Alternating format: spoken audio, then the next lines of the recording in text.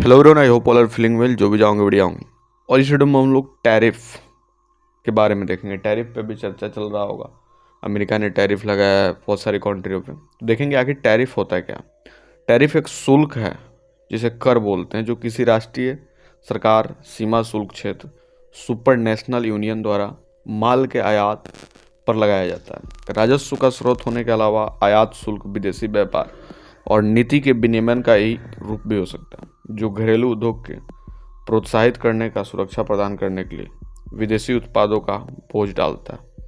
सुरक्षात्मक टैरिफ आयात कोटा और निर्यात कोटा और व्यापार के लिए अन्य गैर टैरिफ बाधाओं के साथ संरक्षणवाद के साथ सबसे व्यापक रूप से इस्तेमाल किए जाने वाले उपकरणों में से एक है। शुल्क निश्चित वस्तुओं की प्रति इकाई एक स्थिर राशि या मूल्य का 1% या परिवर्तनीय के अनुसार भिन्न होती है।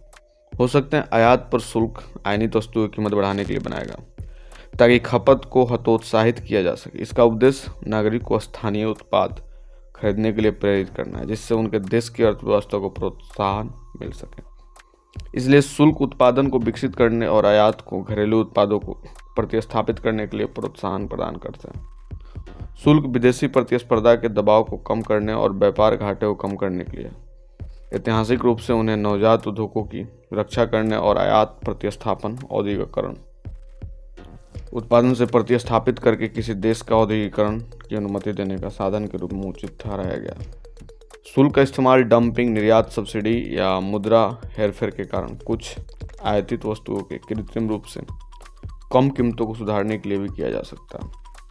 अर्थशास्त्रियों के बीच इस बात पर लगभग सर्वसम्मति है कि टैरिफ आत्मघाती है और आर्थिक विकास और आर्थिक कल्याण पर नकारात्मक प्रभाव डालते हैं, जबकि मुक्त व्यापार और व्यापार बंधुओं में कमी का आर्थिक विकास पर सकारात्मक प्रभाव पड़ता है।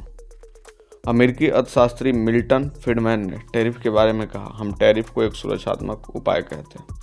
यह सुरक्षा करता है या उपभोक्ता को कम कीमतों से बचाता है। हालांकि व्यापार उदारीकरण के परिणाम स्वरूप कभी कभी असमान रूप से वितरित नुकसान और लाभ हो सकते हैं, और अल्प अवधि में आयात प्रतिस्पर्धी क्षेत्रों में श्रमिकों के लिए महत्वपूर्ण आर्थिक अव्यवस्था का कारण बन सकता है। मुक्त व्यापार के उत्पादों और उपभोक्ताओं दोनों के लिए वस्तुओं की लागत कम करने के फायदे हैं।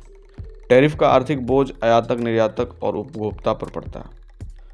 अक्सर विशिष्ट उद्योग की रक्षा करने के इरादे से लगाए गए टैरिफ उल्टा असर कर सकते हैं और उन उद्योगों को नुकसान पहुंचा सकते हैं जिन्हें से बढ़ती इनपुट लागत और प्रतिशोधी टैरिफ के माध्यम से बचाने के लिए बनाए गए थे।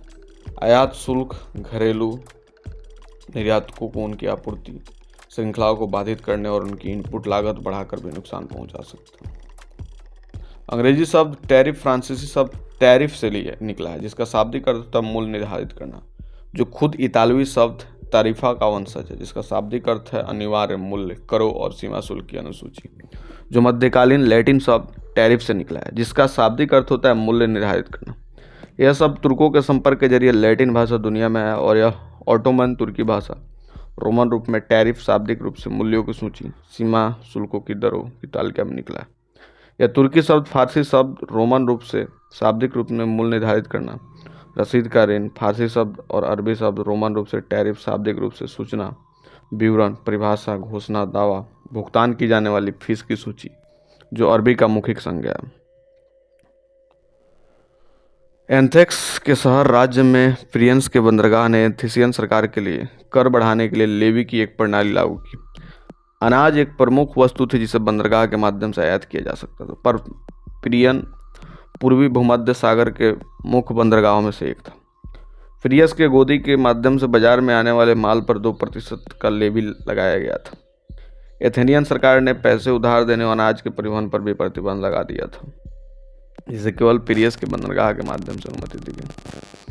14वीं शताब्दी में एडवर्ड तृतीय ने स्थानीय विनिर्माण को विकसित करने के प्रयास में उन्हीं कपड़े के आयात पर प्रतिबंध लगाने जैसे हस्तक्षेपकारी उपाय की।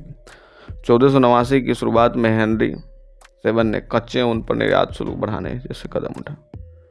ट्यूडर सम्राटों विशेष रूप से हेनरी 3 और एलिजाबेथ ने ऊन उद्योग को विकसित करने के लिए संरक्षणवाद, सब्सिडी, अधिकारों का वितरण, सरकार द्वारा प्रायोजित औद्योगिक जासूसी, सरकारी हस्तक्षेप के अन्य साधनों का इस्तेमाल किया, जिसके कारण इंग्लैंड दुनिया का सबसे बड़ा ऊन उत्पादक देश बन गया।